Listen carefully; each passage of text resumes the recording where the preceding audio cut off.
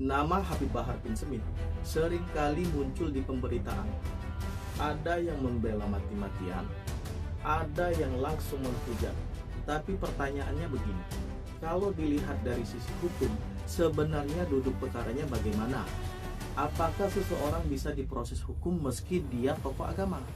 Mari kita bahas dengan kepala dingin. Dalam negara hukum, siapapun kedudukannya sama di hadapan hukum. Mau tokoh agama, pejabat, artis, atau rakyat biasa. Kalau ada dugaan perbuatan melawan hukum, tetap bisa diproses. Dalam beberapa perkara yang pernah menjerat Habib Bahar bin Smith, isu hukumnya bukan soal ceramah atau keyakinan, tapi soal perbuatan dan ucapan yang dinilai melanggar hukum pidana.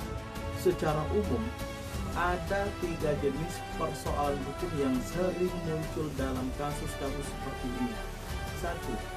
Soal ucapan atau ceramah yang dianggap menyerang pihak lain. Kalau suatu ucapan dinilai menghina, merendahkan, atau menimbulkan kebencian, hukum pidana bisa masuk. Hukum melihat bukan siapa yang bicara, tapi apa dampak ucapannya.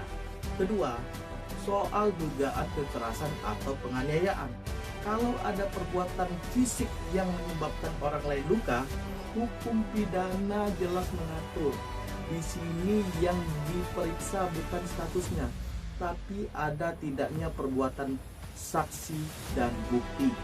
Ketiga, soal provokasi atau menimbulkan keresahan publik.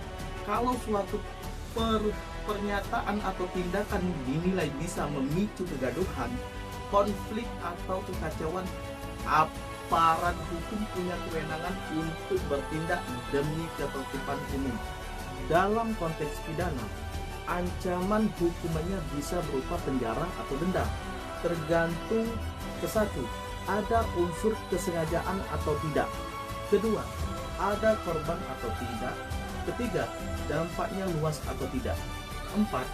Apakah perbuatan itu diulangi? Hakim tidak menilai suka atau tidak suka, tapi menilai unsur perbuatan, alat bukti, dan fakta persidangan.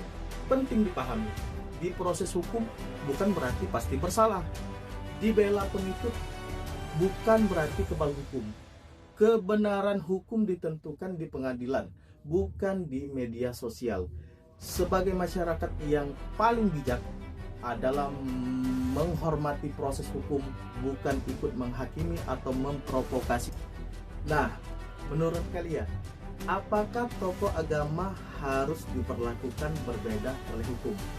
Atau justru karena dia tokoh publik, harus lebih hati-hati dalam ucapan dan tindakan?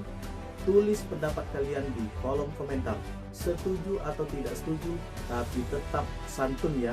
Assalamualaikum, salam jari keadilan.